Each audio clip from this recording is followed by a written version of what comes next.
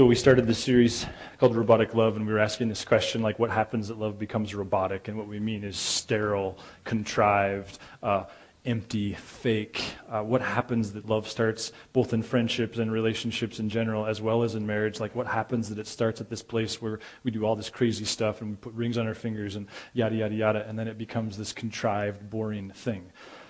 This morning I want to ask this question, like, what does intimacy require? What is required for intimacy? Now, that's a little redundant if you've been with us through this series, because it's kind of the question we started with in early February, and what we suggested then was, remember we talked a lot about desires and expectations, and what we suggested for a few weeks was when we allow our desires to become expectations, we no longer have a relationship, we have a contract, and thus, hence, there is no intimacy.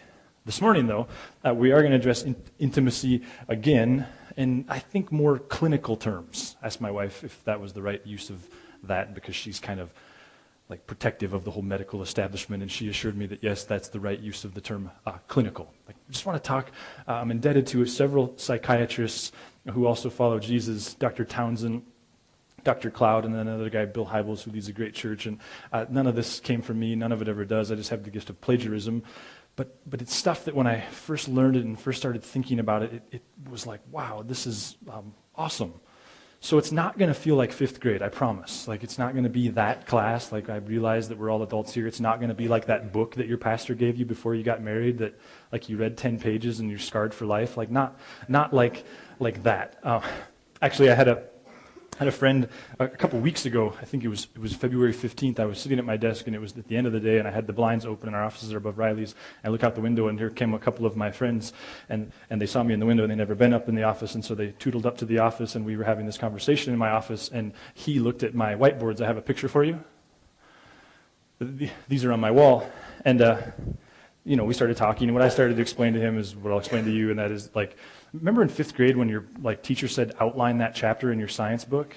Remember that? Like the I and the A, and like I was one of those guys that never knew when it was an I and when it was an A and when it was a 1 and when it was an A dot and when it was an like small lowercase I, and you know what I'm talking about? It was a terrible assignment for me. And then when I got to grad school, someone helped me to see that like I don't think like that. I think in mind maps, and so I draw circles and I connect them, and so that's how I prepare for a sermon. So some of you think that I just get up here and talk until I'm out of time and hope that it lands somewhere. I actually do prepare. I do think. What I do is I draw on my whiteboard, and then I memorize my whiteboard, and then when I look out here, I see you and it all at the same time.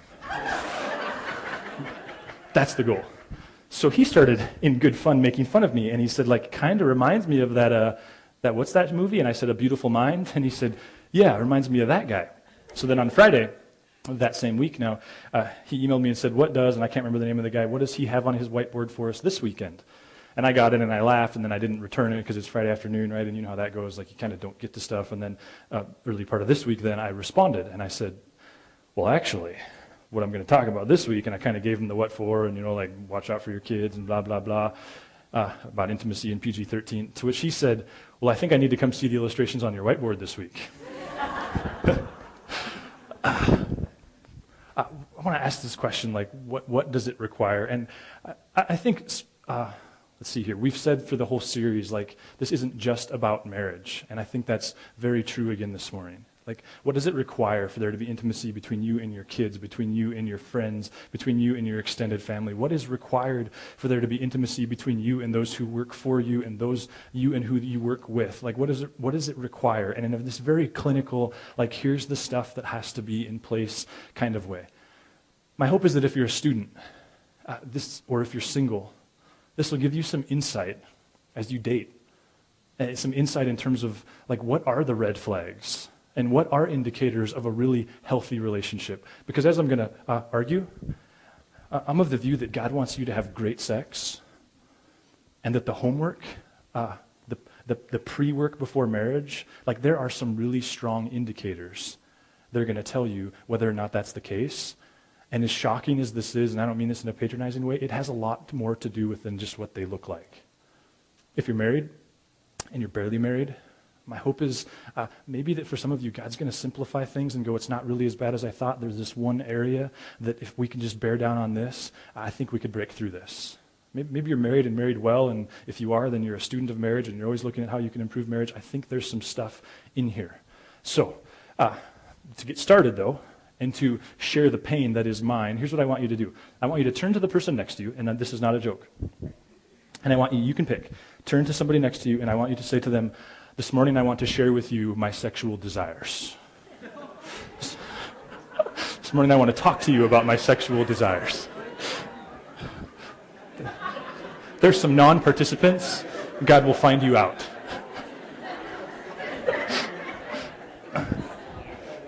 Okay. Now some of you are going, daughter, Adam, that's my daughter sitting next to me, right? Like, I know. And some of you cheated because you picked someone you know really well. And so now what I want you to do is I want you to turn in the other direction to the other person and look the person in the eye and say, this morning I want to talk to you about my sexual desires. I'm serious.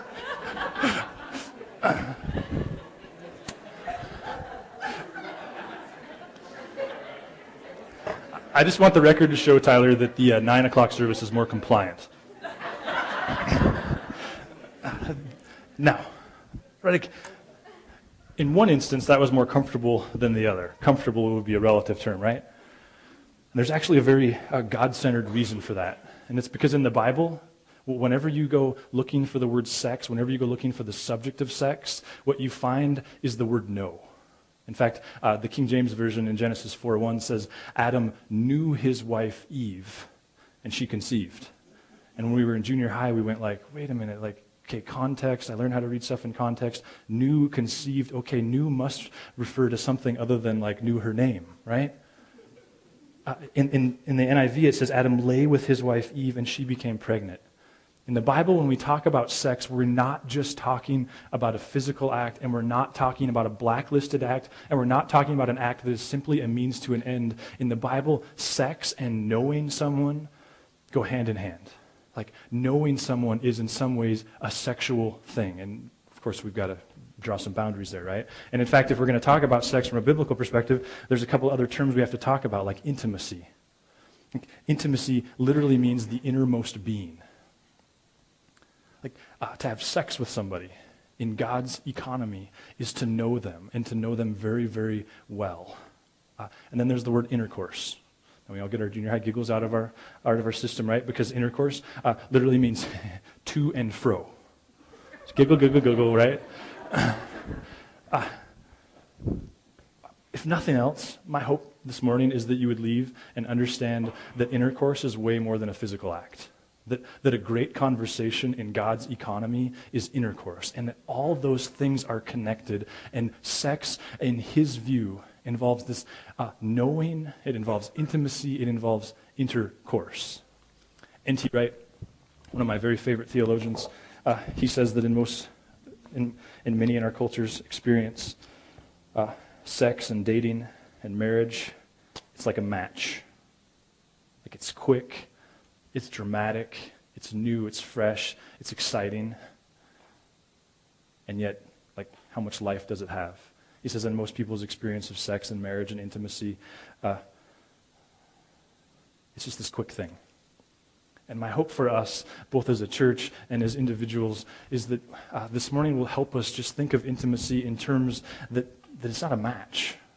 And that you would have friends who would begin to turn an ear towards Jesus, and considering his relevance in 2011 in Helena, Montana today, because of your marriage, because of how healthy you are in your intimacy within relationships. So what I want to talk about is there's these 6 things, and this is very clinical. There's these 6 things that the experts that I've already kind of cited say, like, here are 6 things that have to be in place for there to be intimacy in a relationship. Number 1 is there has to be safe sex. Now, obviously here we're not talking about condoms and things of that nature. It's a pun, right? Safe sex refers to safety. Because what they're saying is the first thing that they investigate is if a couple comes in and wants sex therapy in their relationship, the first thing they start figuring out is this relationship safe? Because sex is a sharing, it's an opening up of our heart and our soul and our mind, not just our body. And when the relationship isn't safe, intimacy becomes contrived at best. Think of when someone knocks on the door, and you weren't expecting someone to knock on the door or ring the doorbell. Am I the only one that has memories with his grandpa of like hitting the floor and army crawling through the house? Anybody else ever do that when the doorbell rings? But think of, right, like you pull back the blinds, or you look in the peephole, which is no pun intended, but maybe it was intended, right? Right? And what you see determines your emotional reaction, your emotional response to that, doesn't it? I mean, if you see someone that scares you, that frightens you, that you don't know, someone that you've recently had conflict with, someone that you think that's out to get you, if you see someone that seems physically threatening to you, you have one set of emotional responses. And if you see a friend, someone you trust, someone you look forward to spending time with, your responses are altered. And when you open the door, I mean, safety determines whether you even open the door at all, whether you talk through the plexiglass in the screen door, whether you crack the screen door and say, no, I don't want to buy any cookies, or whether you, stand right in the door frame, or whether there's this sense of like, come on, why are you even knocking? Just come on, right? What is that? It's safety. You do the same thing when your phone rings. You do the same thing when you see an email in your inbox. What they say is if there's not safety, there can be no good sex. There can be no intimacy. I had a friend who's not connected to Narrate, and he had confided in me a while ago that he was in this dating relationship with this gal, and what he was saying, and they don't follow Jesus, what he was saying is that there's no intimacy, and that was the word he used. There's no intimacy, and he would say like it's once every 2 months at best. And there was many different issues going on in their relationship, but I knew this was one of them. And finally, we had the chance to walk them through some of our Prepare and Enrich stuff, and Teresa and I had the chance to meet with them. And as we sat and talked with them, it took about an hour for it to become really obvious why she was so sexually disinterested. Because she couldn't say anything without getting corrected, and there certainly wasn't room for disagreement. And it was just this kind of overbearing relationship. I didn't know it at the time, but as you study this stuff out, the experts go, well, don't be surprised by that, because if there's no safety, there can be no intimacy.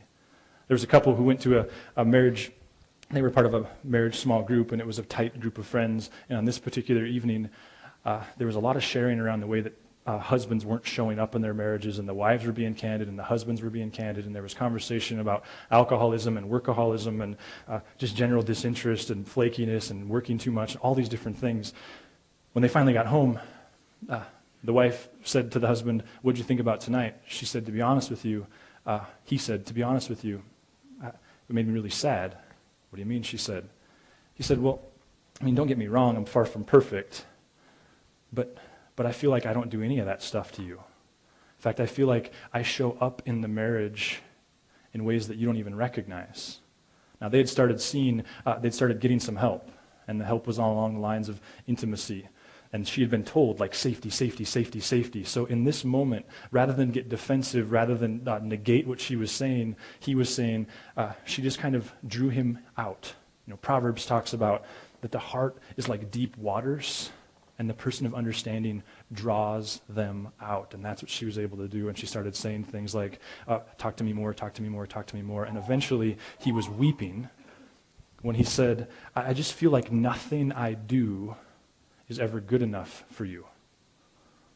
Now, if you've ever been a part of one of those relationships in marriage, you know that eventually you just fall asleep in exhaustion because you got to work in the morning, and then the whole next day you're catching up, right? And then that night, as they described it to the doctor, in the middle of the night, he woke up, awkward warning, he woke up with a sexual desire for his wife unlike anything he'd had in some time, so much so that he woke her up, and followed, you could describe it as like the great earthquake that California is waiting for. They say to the doctor, what was that? He said, safety. She created safety. If you're single, if you're a student, I think one of the most important things you can do is determine, is this person safe?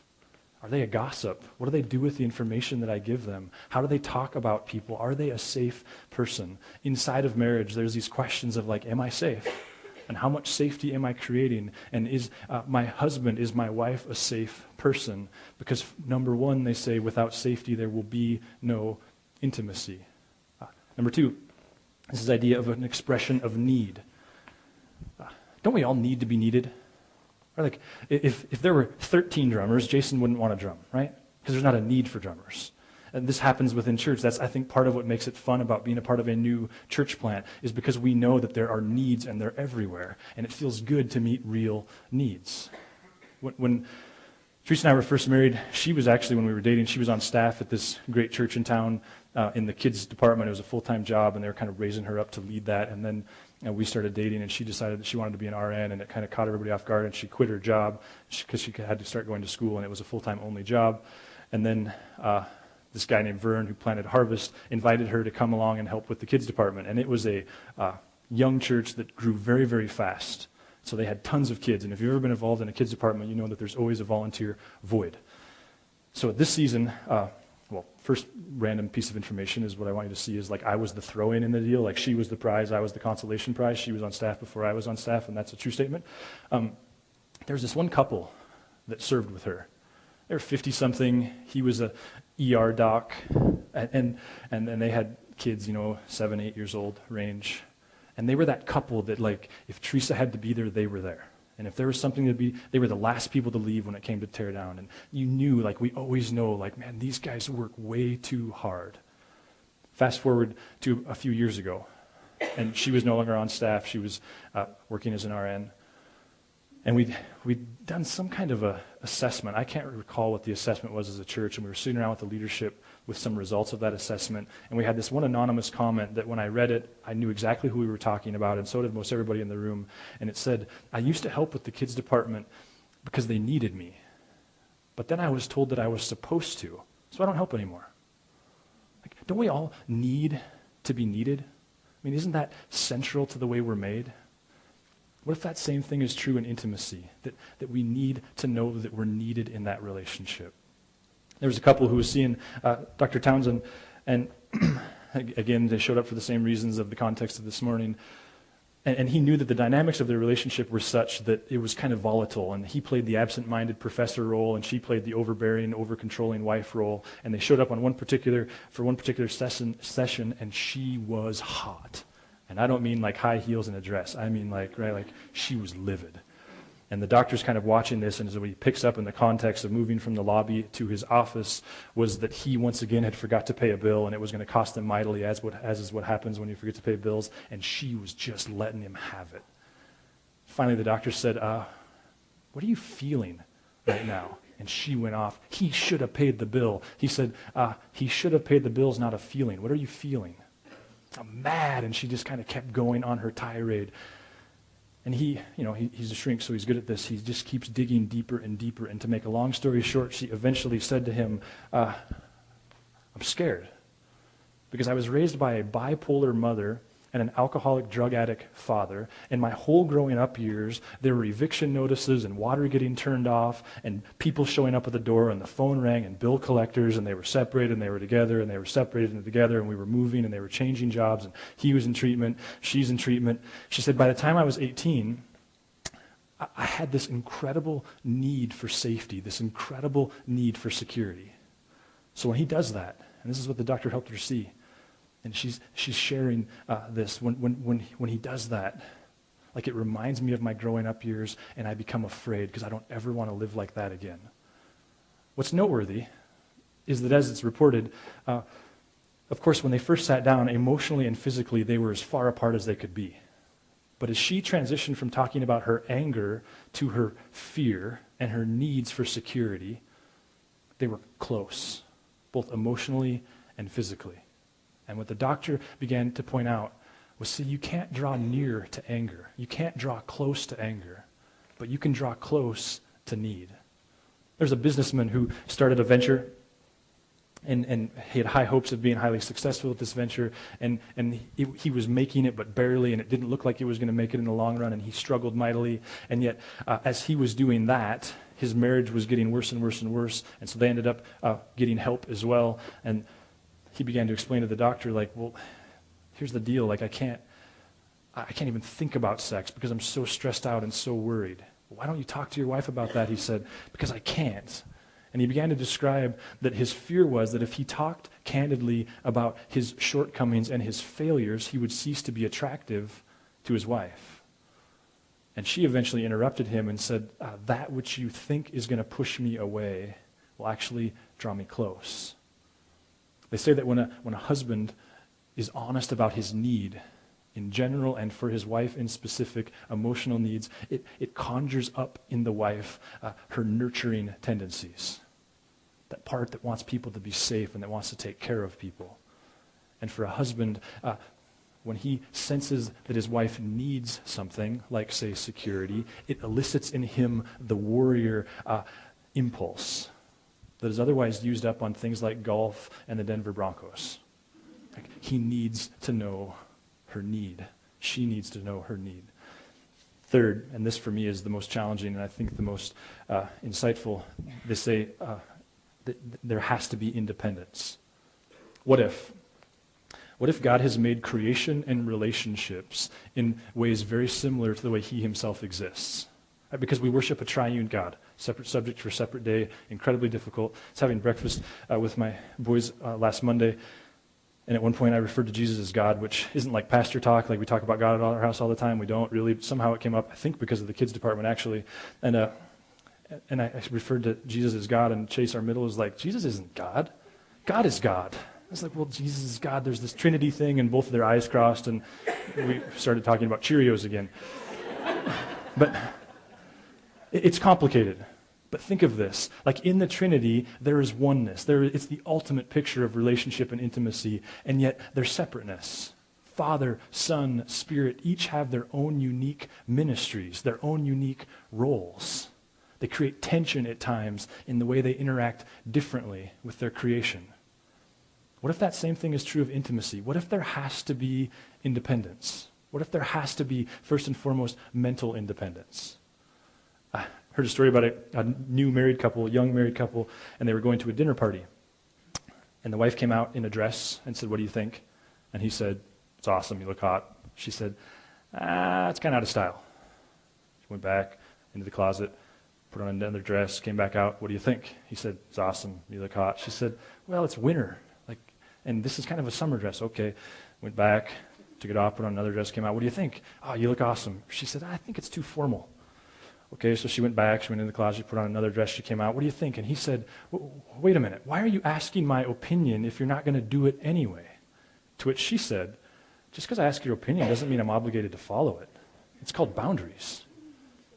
Now we laugh, but the experts say that where there's intimacy, people aren't threatened by each other's differences. They're not threatened by disagreement. They embrace it. One husband came to this doctor that I keep referring to, and the doctor said, "Why are you here?" And he said, "I'm a bad husband." And the doctor said, "Well, that's redundant. Why are you a bad husband?" He said, "Well, my wife tells me I'm a bad husband." "Why are you a bad husband? Why does she tell you that?" He said, because of bowling. Right? So now you're going like, wow, alcoholism, drug addiction, gambling. I mean, there's a myriad things. Bowling. How often do you bowl? "At least once a month," he said. So there's a problem in the relationship, right? But it's called Velcro wife woman, right? Because we need our separateness. Like, ladies need that time with lots and lots of estrogen and really bad movies, right? Like, guys need that time alone. And I know, I remember early in marriage when Teresa would say like she wanted to go hang out with the gals, like that was offensive. It was, in my insecurity, I took it personally. Because what does that say? Like, I'm boring, you don't want to be with me? Isn't this exactly why so many high school relationships go so south and get so twisted? Because there's this, like, if our relationship's good, we're always together. And yet, the experts would say, well, no. And I think the image of God would say, no. There's separateness. Now, it can go the other way. I mean, there's the Velcro husband, the Velcro wife. There's the MIA husband and the MIA wife, right? You know, they say actually that affairs follow a very predictable pattern, and in fact that you can cut that pattern right down gender lines. For men, the most common reason for an affair, for a marriage ending, either or, is a controlling, overbearing wife who doesn't make room for independence. And I'm going to argue it's God's fault. Now, I don't mean like it's God's fault, like there's permission. But Genesis 2:24 says, "For this reason a man will leave his father and mother and be united to his wife, and they'll become one flesh." Like, ladies, men are designed to leave their mothers. And if you become one, the experts say they'll leave you too. Like, they're designed to leave their mothers and cleave to their wives, and those two roles are entirely different. Dr. Townsend says the most surefire formula for losing your husband is become overbearing and controlling and don't give him any identity outside of you. For ladies, the most common themed reason for an affair is what? It's the MIA husband, emotionally and physically. Most women don't end up in an affair because they were looking for more sex or better sex or different sex. It's because there was a void. And the void was conversation, intercourse other than the physical. And if you don't fill it, someone will. You probably heard the statement, like, if you don't date your wife, somebody else will. Same idea. There has to be independence, and certainly there's a tension, and certainly that can go too far, but there has to be independence. Number 4, this is where it gets a little uncomfortable, is the zero perfectionism. Sex therapist offices are full of people with perfect bodies. Their offices are full of people who are gorgeous. But the message we all get when we stand in line is that the key to great sex is a great body. And either go find it or get it yourself, and that's the key to better intimacy. And yet, shouldn't those exact same magazines like kind of clue us in? Because literally, and I don't mean to throw any bombs at Hollywood, I have no reason to do so, but it's a collection of the most beautiful people in the world. And if those magazines tell us anything, it tells us that their sex life is terrible, that their intimacy is incredibly unfulfilling. Why? Because they say there is no corresponding relationship between physical attractiveness and fulfilling intimacy. For ladies, they say that literally when there's this pressure to look a certain way, that physiologically her body fails to perform the way it's supposed to.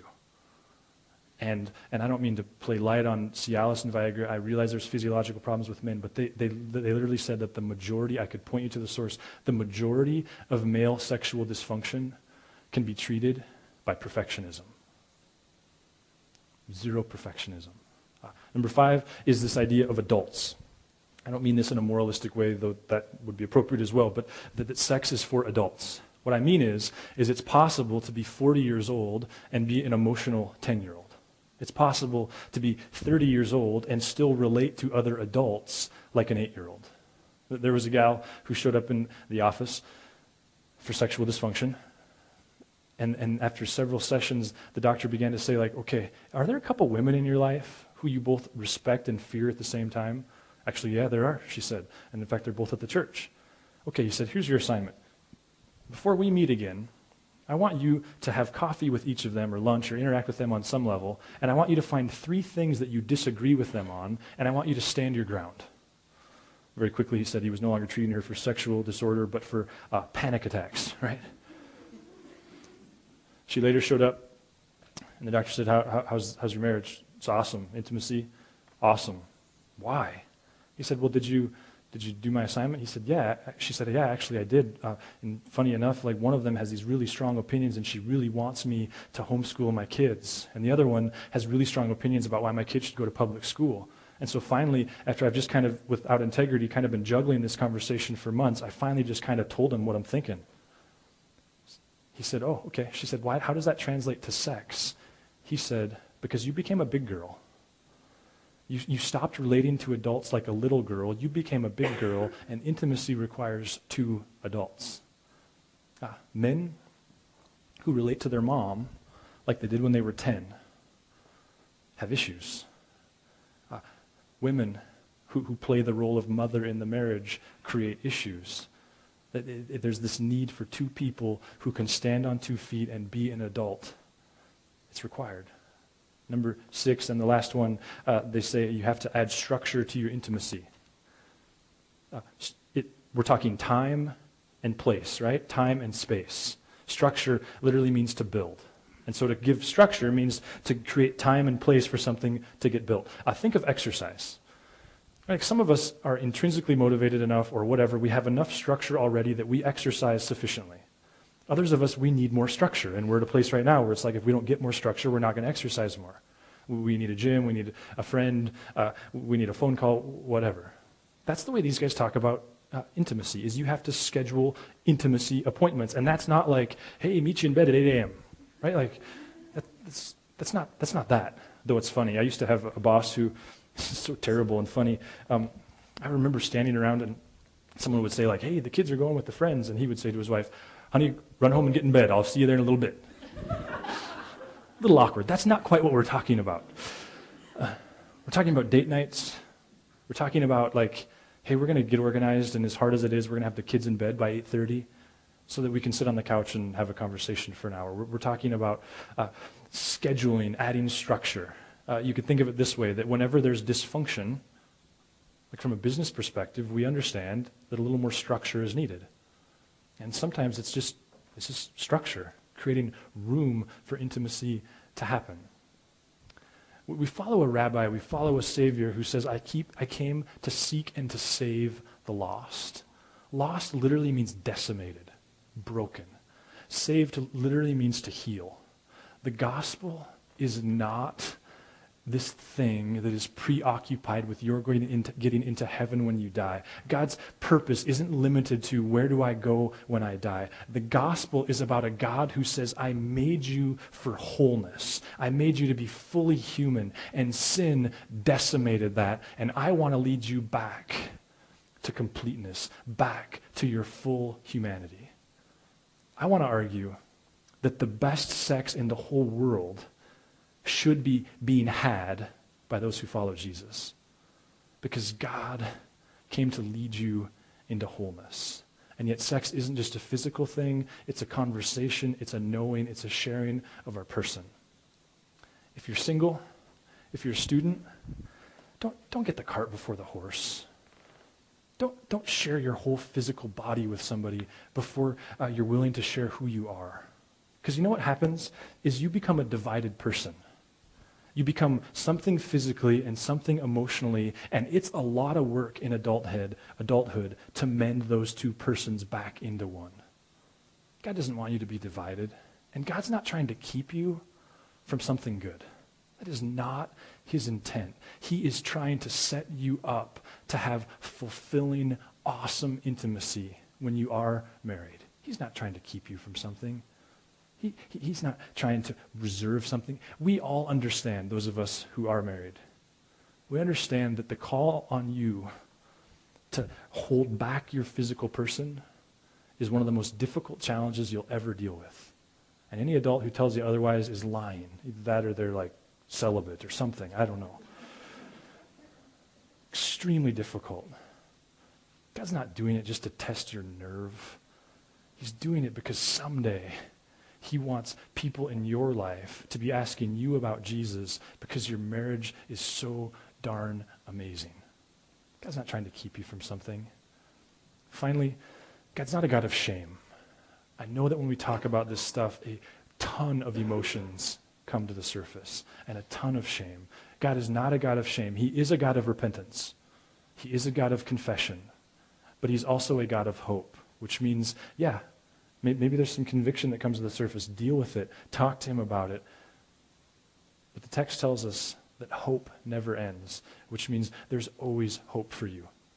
Let me just give you a moment, wrap up in the solitude of your own thoughts and space, and I'll pray in just a moment to wrap us up.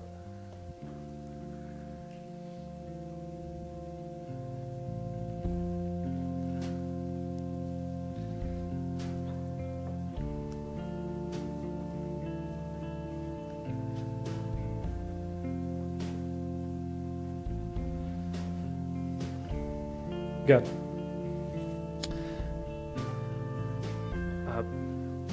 we live in a world where the church doesn't usually get the microphone on this subject. And so I pray that you'd lead us in our own hearts and in our own conversations with you, unpacking this in ways that are relevant to where we are at. God, I pray that we would not that shame would not be a part of what happens this morning, that grace would, that hope would. God, that you would lead us in our relationships in general and our marriages in specific. Lord, I honestly think that challenge in our culture with regards to sex and singleness is one of the greatest challenges that anybody, at least in the Western world, deals with. So I pray that your grace would reign when it's grace that's needed. I pray that wisdom would reign. I pray that support systems would reign. God, we trust you. We thank you for creating intimacy and the joy that it brings to our lives. Would you help us to leverage it for your glory?